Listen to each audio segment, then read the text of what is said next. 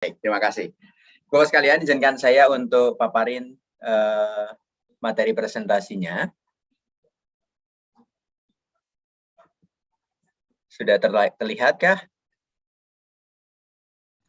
Sudah, Pak. Sudah terlihat. Sudah terlihat. Baik, terima kasih.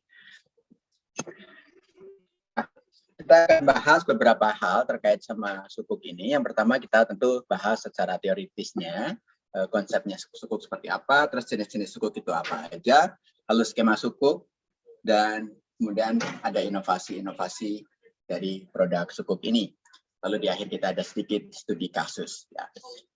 Prinsipnya, sukuk itu instrumen yang sering di pasar modal itu disebut dengan instrumen syariah fixed income. Nah, ini yang kadang-kadang suka menjadi pertanyaan. Pak, gimana syariah kok income-nya bisa fix? Nah, ini yang menarik. Nah, arti kata sukuk sendiri itu berasal dari bahasa Arab sokka atau sod, kaf, dan kaf. Sehingga bacanya sokka. Gitu kan. Di arti dari sok itu sendiri ada dua makna dalam bahasa Arab. Makna yang pertama artinya memukul. Di dalam Al-Quran surat Al-Dzarriyat itu ada fasokkat wajhaha. Ini kisah Nabi Ibrahim ketika dia mendapatkan tamu segerombolan orang. Dan kemudian diketahui bahwa segerombolan orang itu adalah malaikat. Gitu kan. Kemudian Nabi Ibrahim ke belakang membisiki ke istrinya untuk membuat masakan dari hewan ternak yang dia miliki, dan kemudian disuguhkanlah makanan tersebut, kalau tidak salah sapi, gitu ya, anak sapi, dan kemudian dihidangkan. Pada saat dihidangkan ternyata tidak ada satupun tamunya yang makan. Nah, pada saat itu mulailah ada rasa ketakutan. Nah, para malaikat mengatakan, jangan kau takut, la takhaf, gitu kan. Bahwa kita akan memberikan kabar gembira bahwa kamu akan mendapatkan keturunan. Nah, fasokkat wajah ketika istrinya datang, fasokkat wajah, dia menepuk-nepuk pipinya karena kita ini udah ajus, udah tua, masa mau punya anak. Nah, maka kata-kata fasokkat dari kata-kata sokka itu artinya memukul-mukul.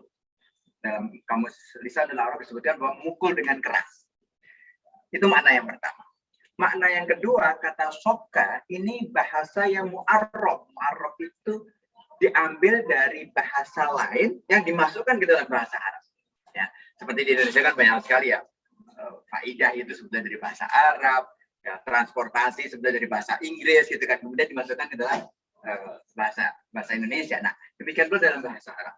Sokka yang kemudian jamaknya sukuk ini berasal dari bahasa Persia yang kemudian dimasukkan ke dalam bahasa Arab sehingga menjadi sok itu semacam dokumen atau catatan. Nah, sok itu artinya catatan atau dokumen, atau kalau dalam bahasa Arab kitab, karena pada saat itu terjadi perdagangan, dan apabila perdagangan itu tidak tunai, mereka mencatatnya dalam selembar kertas atau dalam buku gitu kan. Nah, buku atau kertas tersebut disebut dengan sok atau sukuk. Nah, kemudian berkembanglah di instrumen keuangan, maka sok itu kayak jadi cek gitu kan. Nah, ini mirip-mirip juga nih antara kata-kata sok dan kata-kata cek gitu kan. Nah, kemudian dari bahasa Persia ini kemudian menjadi cek, menjadi instrumen investasi, instrumen keuangan gitu ya.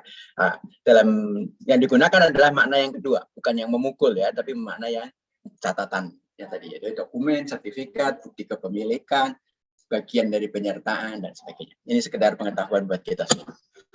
Nah, arti sukuk sendiri ini menurut POJK, sukuk adalah efek syariah berupa sertifikat ya, atau bukti kepemilikan yang bernilai sama, atau nilainya itu sejajar. Ketika saya punya sukuk 1 unit, kemudian Mbak Manda punya sukuk 1 unit juga, maka nilai kita pasti akan sama.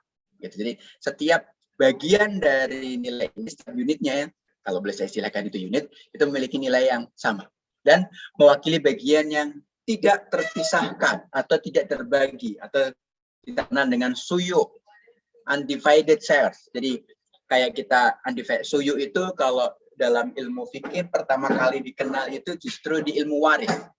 Di ilmu waris itu ketika ahli waris memiliki aset bersama-sama dengan ahli waris lainnya karena warisnya wafat gitu kan, karena meninggalnya si pewaris, maka aset yang diwariskan itu menjadi milik bersama. misalkan rumah punya 2 anak nih, anak ini masing-masing memiliki 50%, tanpa dipisah, artinya bukan bagian depan punya si kakak, bagian belakang punya si adik, atau bagian kanan punya si kakak, bagian kanan punya si kiri punya si adik, enggak gitu. Tapi every single item di dalam rumah itu adalah milik bersama. Itu istilah dari Suyo. Jadi misalkan rumah milik berdua, kamar mandi milik berdua, ruang tamu milik berdua, bahkan pintunya, jendelanya, kursinya, mejanya, semuanya milik berdua dengan komposisi misalkan sama-sama 50%, misalkan 2 orang anak laki-laki, maka 50% punya si kakak, 50% punya si adik. Nah, dalam hal sukuk pun, ketika kita memiliki sukuk, ketika si investor memiliki sukuk, dan kemudian sukuk itu representasi atas sebuah aset, ya, dari aset yang mendasarinya, nah maka kepemilikan atas aset itu tidak bisa dibagi-bagi. Artinya, seorang pemegang sukuk nggak bisa klaim, misalkan dia memiliki sukuknya ijarah atas manfaat dari sebuah gedung, katakan gedungnya ada 10 lantai, oke, kan gitu, setengah lantai di lantai 5 ini haknya saya untuk saya pakai, ya nggak bisa gitu, karena every single manfaat di dalam sukuk ijarah di dalam gedung itu adalah menjadi miliknya bersama-sama dengan investor lain. Yang ditempati misalkan di lantai 5 sebagiannya itu adalah yang milik bersama-sama. Jadi bukan space yang bisa dipisah-pisahkan. Nah, istilah, maka di sini dikasih kurung underlying asset, pada istilah yang tepatnya adalah sebelum kurungnya, yaitu aset yang mendasari penerbitan sukuk. Aset yang mendasari penerbitan sukuk. Karena pengalaman kami sebagai tim ahli syariah untuk penerbitan beberapa sukuk, baik mudharabah maupun ijarah, itu sekali ada persepsi dari emiten atau dari calon emiten bahwa Pak, kan asetnya masih menjadi milik kita ya, nggak tertransfer ya, nggak diinin. Atau Pak, asetnya itu apakah underlying aset ini jadi jaminan atau enggak? Ini yang sering salah persepsi. Karena di market, istilah underlying asset sering dimaknai sebagai jaminan. Padahal sukuk itu bisa clean basis, bisa tanpa jaminan. Jadi penerbitan sukuk bisa tanpa jaminan. Tapi harus ada aset yang mendasari penerbitan sukuk. Nah, ini bedanya. Jadi kita harus bedakan dari awal. Bapak Ibu sekalian harus memahami bahwa yang namanya jaminan dengan aset yang menjadi dasar atau aset yang mendasari penerbitan sukuk itu 2 hal yang berbeda. Nah, contoh, saya menyewa rumah, gitu. Tapi bayarnya belakangan, misalkan gitu ya. Saya menyewa rumah, maka aset yang mendasari akad ijarahnya adalah rumah ini, rumah yang akan saya sewa ini. Bahwa karena saya bayarnya belakangan, si pemilik rumah mengatakan jaminannya apa Pak Teguh? Kalau Pak Teguh nanti di akhir bayar, oh jaminannya adalah mobil saya, misalkan gitu. Nah, mobil sebagai jaminan, tapi aset yang mendasari sukuk adalah rumah dalam kasus saya, dalam kasus tadi. Nah, bisa juga tanpa jaminan, yaudah karena saling dipercaya, karena ada mekanisme sedemikian rupa di dalam sukuk, maka diyakini bahwa ini tidak perlu adanya jaminan, misalkan gitu, maka cukup harus ada si rumah tersebut, atau si bangunan tersebut, atau si gedung tersebut yang dijadikan sebagai dasar penerbitan sukuk. Nah, ini nih pemahaman daripada sukuk. Nah, saya sedikit akan lompat.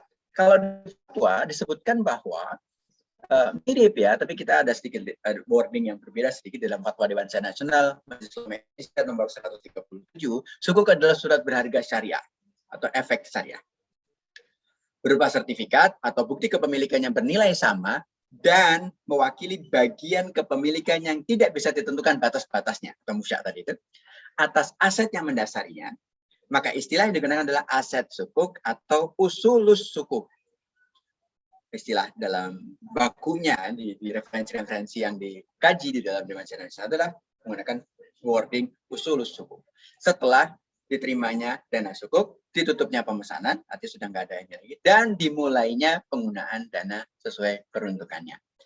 Nah, berkaitan dengan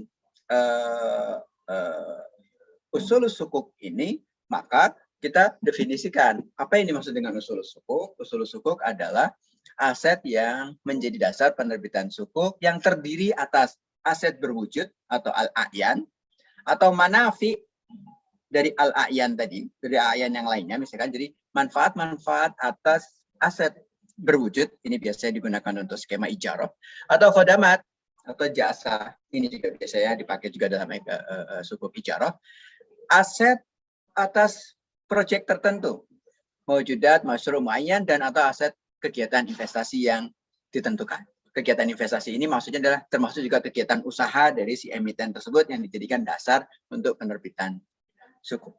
Nah, dari pemahaman sukuk itu kita bisa lihat namanya karakteristik sukuk itu adalah memerlukan adanya aset dasar. Harus ada underlying dalam arti aset dasarnya. Bukan berarti harus ada jaminan. Nah, ini perlu dipahami. Artinya ketika sukuknya ijaroh, apa nih manfaat yang mau diijarohin? Gitu. Oh, manfaat atas pabrik, manfaat atas mall, manfaat atas gedung, manfaat atas apapun. Mesin, misalkan manfaat atas infrastruktur apa, misalkan gitu. Itu juga bisa. Atau ketika sukuknya itu berbasis mudharabah, jenis usaha kegiatan apa nih yang akan dibagi hasilkan? Itu maksud dari si dasar sukuk tadi itu. Ya. Dan kemudian karakteristik sukuk berikutnya adalah merupakan bukti kepemilikan atas si aset yang mendasarinya. Imbal hasil yang diberikan dapat berupa upah atau ujroh atau imbalan ijaroh, istilah yang digunakan dalam perjanjian penerbitan sukuk atau perjanjian perwali amanatan, gitu kan?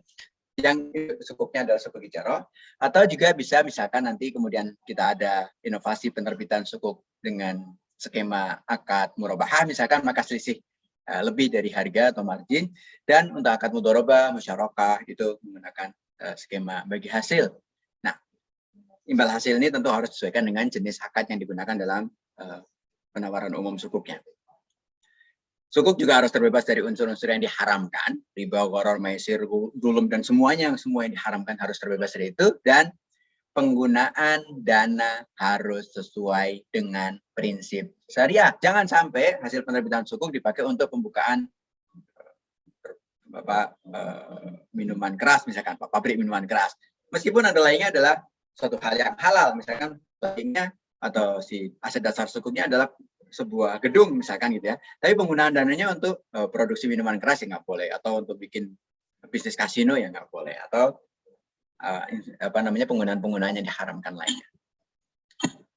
Nah, bicara tentang aset yang mendasari sukuk tadi itu, ya bisa aset berwujud, aset manfaat, jadi ini lebih ditampilkan lagi.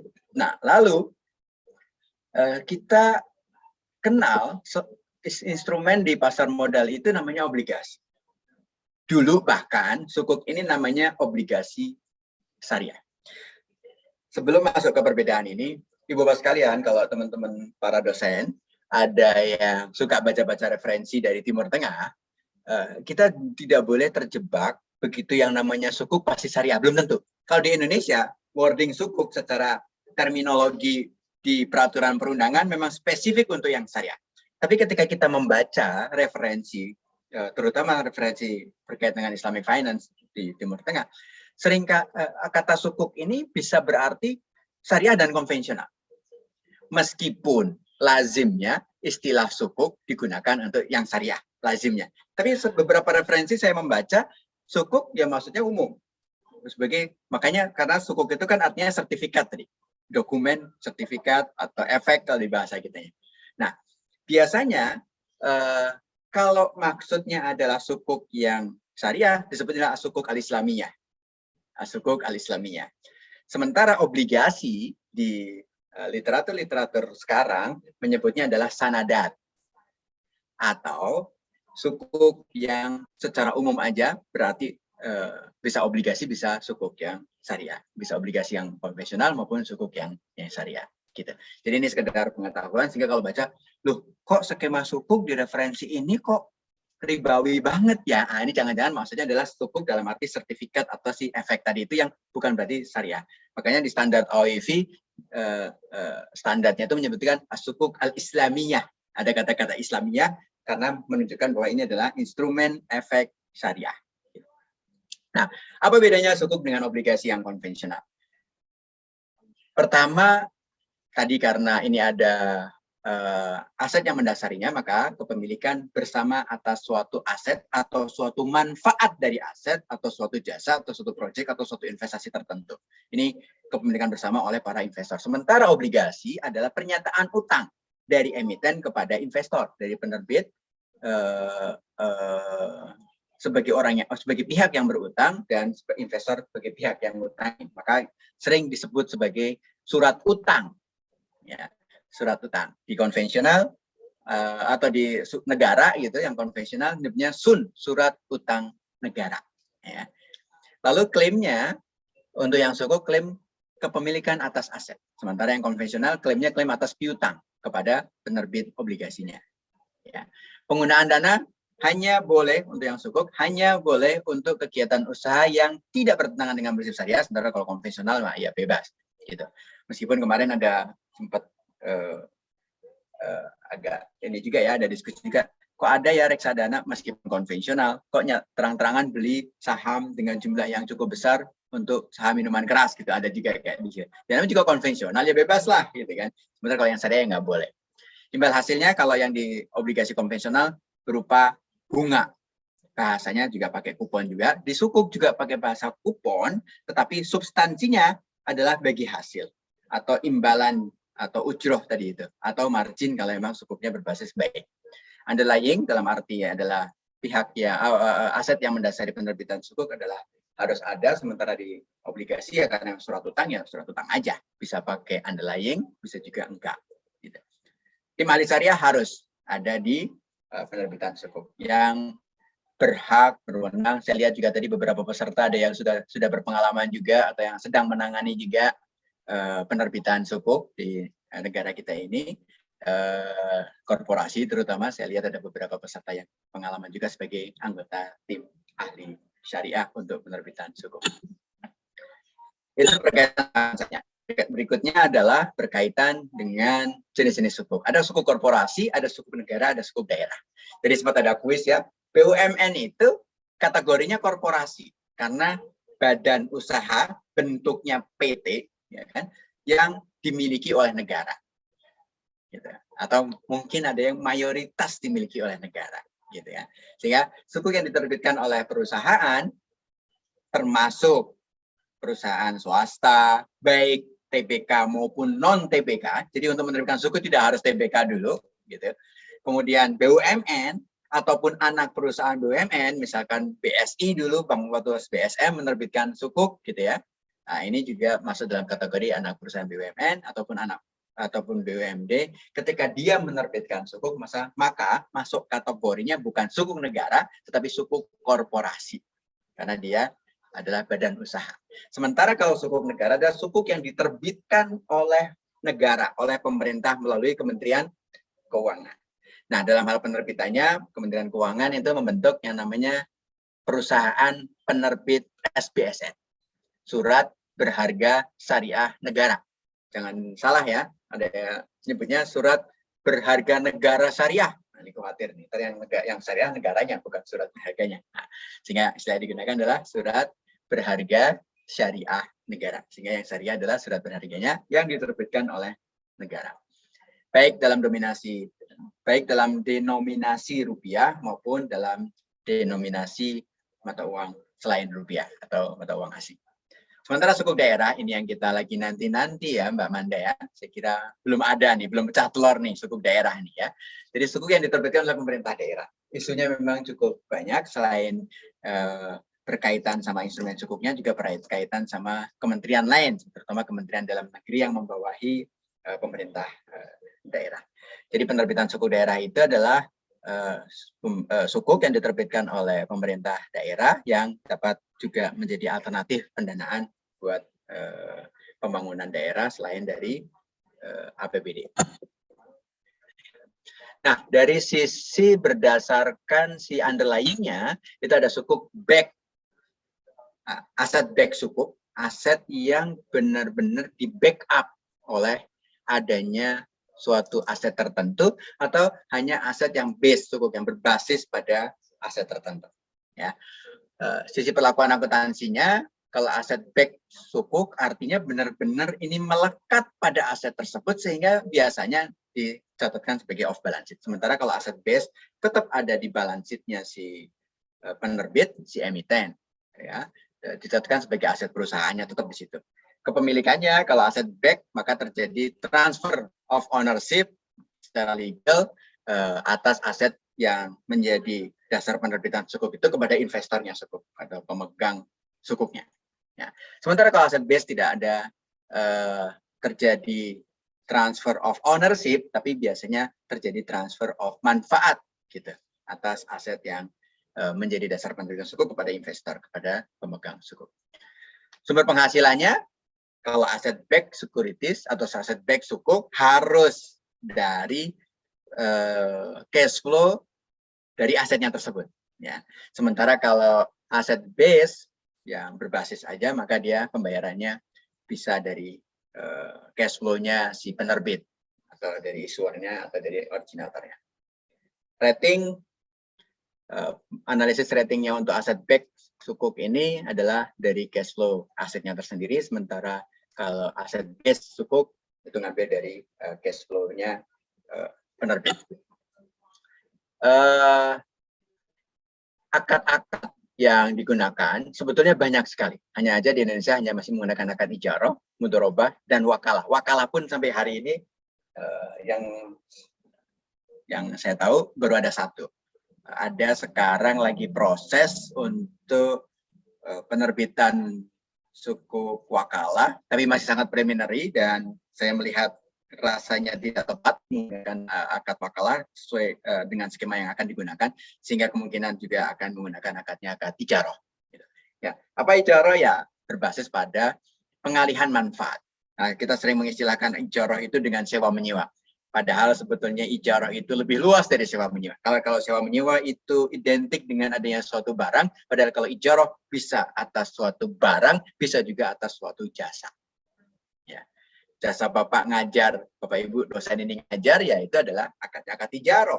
Gitu. Bukan berarti Bapak Ibu disewa, meskipun sekarang istilah sewa untuk pemain bola, misalkannya disewa, dibon, segala macam, itu juga bagian dari sewa menyewa, bagian dari ijarah.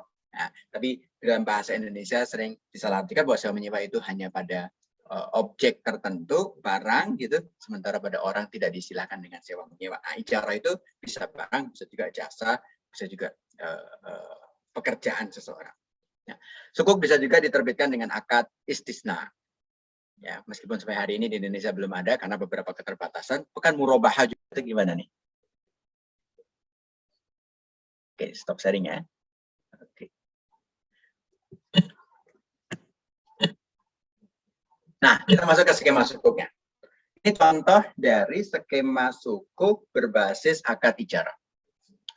Berangkatnya dari yang sebelah kanan. Ini bukan karena syariah jadi ngomongin sebelah kanan, karena memang skemanya paling enak gambar dari kanan ini. Ya. Jadi emiten itu penerbit sukuknya itu. Emiten itu sebutan untuk perusahaan yang sudah melakukan penawaran umum, baik penawaran umum saham, penawaran umum instrumen-instrumen fixed income, termasuk sukuk ini disebut sebagai emiten. Ya. Emiten sebagai penerbit dan pemilik objek ijarah. Jadi ini adalah skema di mana objek ijarahnya adalah milik emiten. Ada skema lain, ternyata objek ijarahnya milik pihak lain. Nah, nanti skemanya tentu tidak sama dengan ini. Nah, jadi pengalaman nanganin beberapa penerbitan sukuk, emang kadang-kadang jenisnya macam-macam. Tergantung asetnya milik siapa nih, objek ijarahnya ini punya siapa nih, sehingga kita bisa skemakan sesuai dengan kondisi dari si emiten. Nah, hal inilah peran dari seperti di video sebelum kita mulai tadi itu kan, konsultasi aja sama underwriter-nya, kemudian nanti juga akan dibantu oleh tim ahli syariah. Tugas tim ahli syariah juga membuat skema ini nih, tentu berkoordinasi dengan konsultan hukum. Maka konsultan hukum termasuk pihak yang terlibat dalam penerbitan sukuk. Ya. Selain underwriter, wali amanat, tim ahli syariah, ada konsultan hukum, ada notarisnya juga tentunya, dan pihak-pihak lain yang terlibat dalam penerbitan sukuk. Nah, skema ini akan didiskusikan antara konsultan hukum, underwriter, emiten, dengan tim ahli syariahnya, sehingga ketemu nih skema yang pas sesuai dengan karakter emitennya dan sesuai dengan struktur penggunaan dananya juga, biasanya juga dijadikan pertimbangan. Sama tim ahli syariah juga harus lihat laporan keuangannya seperti apa, karena biasanya penerbitan ini kan berkaitan juga dengan nominalnya mau diterbitin berapa nih target penerbitannya nih. Sementara asetnya ini nilainya berapa. Ini juga satu hal yang harus dipertimbangkan oleh tim ahli syariah. Nah, pada saat penerbitan sukuk, maka investor menyerahkan dana.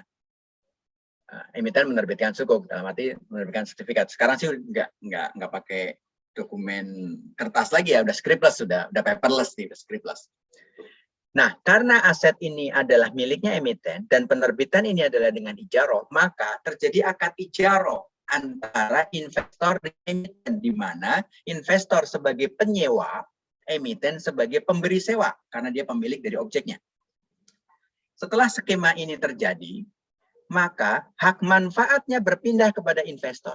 Artinya investor memiliki manfaat atas objek ijarohnya. Misalkan objek ijarohnya adalah sebuah gedung, gitu, gedung perkantoran misalkan gitu. Maka hak manfaat, hak penggunaan gedung itu ada di investor. Lalu investor kan nggak pakai ini, investor kan pinginnya returnnya, imbal hasilnya. Nah, supaya dia bisa dapatin imbal hasil seperti apa, dia sewakan kepada pihak ketiga. Tapi kan dia nggak bisa berhubungan dengan pihak ketiga. Maka dia kuasakan, dia wakalahkan kepada emiten, dalam hal ini emiten sebagai wakilnya investor, untuk menyewakan objek ijarah ini kepada end user. Jadi barang yang dimiliki oleh emiten disewa oleh investor, investor menyewa kembali, sewa ulang, menyewakan ulang kepada end user, tetapi diwakalahkan kepada emiten, di mana emiten yang berhubungan dengan tenannya, dengan penyewanya.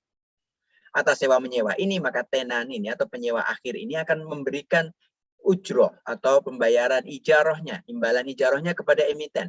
Lalu emiten meneruskan cicilan imbalan ijaroh dan juga nanti di akhir periode sisa imbalan ijarohnya. Jadi total imbalan ijaroh itu akan diberikan dari emiten kepada investor. Emiten dalam hal ini sebagai wakilnya investor dalam menyewakan objek ijaroh itu kepada pihak ketiga.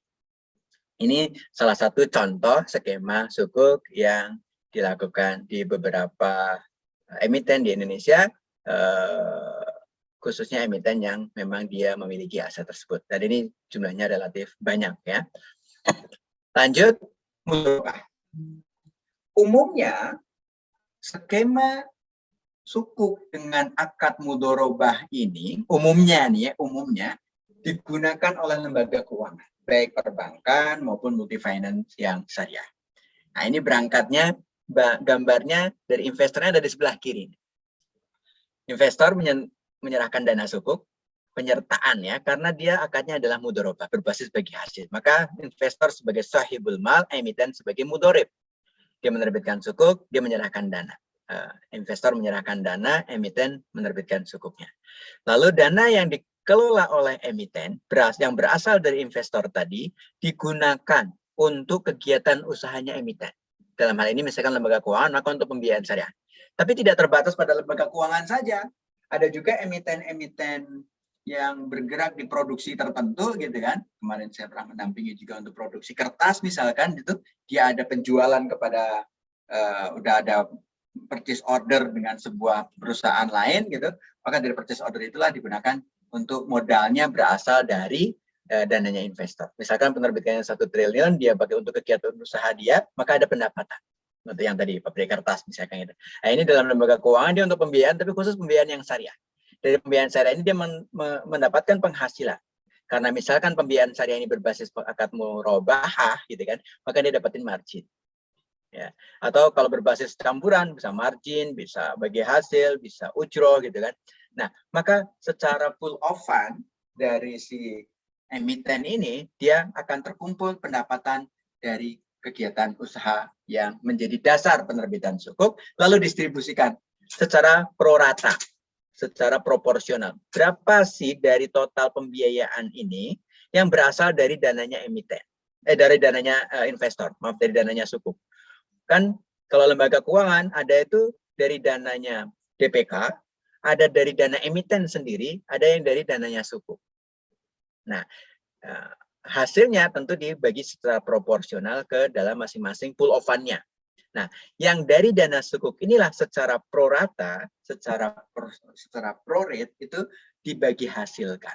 Dibagi hasilkan kepada investor dan kepada emiten tentunya sesuai dengan nisbah bagi hasil yang disepakati di awal. Yang disepakati adalah nisbahnya, bukan besaran bagi hasilnya tentunya, ya kan? Tapi nisbahnya. Atas nisbah itulah maka hasilnya berapa dikalikan dengan nisbah, maka itu yang akan diterima oleh investor dan juga emiten. Penuangan nisbah bagi hasil itu adanya di perjanjian perwali amanatan, betul. Yang kedua juga biasanya di backup dengan akad mudorobah dari dokumentasi penerbitan sukuk. Pengalaman kami penerbitan sukuk itu ada 9 dokumen yang ditandatangani oleh para pihak.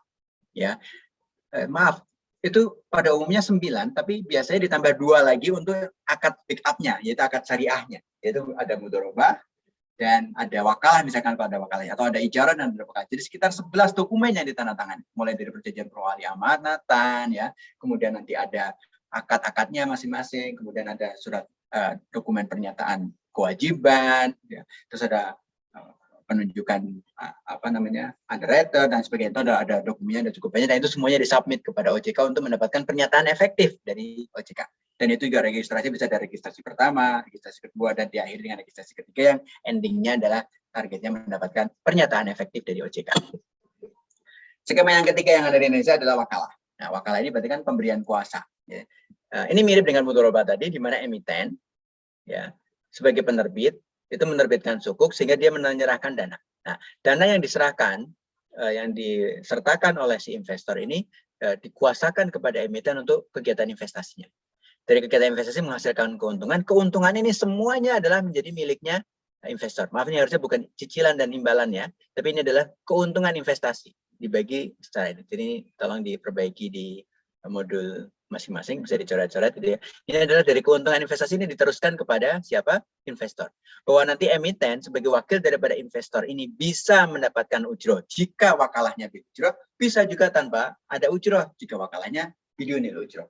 Dan yang terjadi di Indonesia pertama kali untuk suku korporasi itu, yang itu skemanya bidunil ujroh. Jadi tanpa ada ujroh yang diterima oleh emiten. Kenapa dia bisa mau menerbitkan sukuk tanpa ada ujroh? Karena investasinya ke anak perusahaannya dia sendiri, sehingga tujuan dia sebagai holding company tercapai, di mana anak-anak perusahaannya bisa mendapatkan permodalan, sehingga dia tanpa ujroh juga. Oke.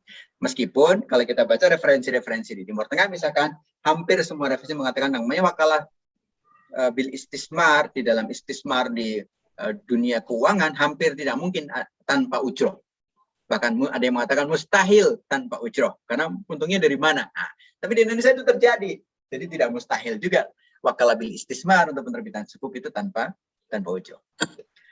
Nah, beberapa inovasi. Pak, 5 menit lagi ya, 5 Pak? menit. Baik. Nah, ini inovasi produk sukuk. Ada beberapa inovasi. Yang pertama, wakaf link sukuk. Nanti ada sukuk link wakaf. Apa sih bedanya? Kalau wakaf link sukuk berangkat dari wakaf. Ini dana wakaf yang diserahkan melalui LKSPWU, Lembaga Keuangan Syariah penerima wakaf uang, gitu kan, yang ada kerjasama dengan nazir wakafnya, ya. Kemudian dana yang dari wakif, dari pewakaf, dari orang yang berwakaf itu dikelola oleh nazir. Dalam salah satu pengelolaannya, karena ini bentuknya dana, maka dibeliin sukuk. Nah, sukuk dalam hal ini pemerintah, misalkan SBSN, pemerintah menerbitkan sukuk yang khusus untuk memfasilitasi instrumen investasi. Nah, ini yang perlu kita pahami teman-teman sekalian ya. Jadi bukan pemerintah narik dana sukuk, tapi justru berangkatnya narik dana wakaf, tapi justru berangkatnya ada wakaf uang, di mana wakaf uang ini harus pokoknya terjaga kan itu, harus prinsipalnya terjaga, prinsipalnya harus terjaga, tidak boleh berkurang.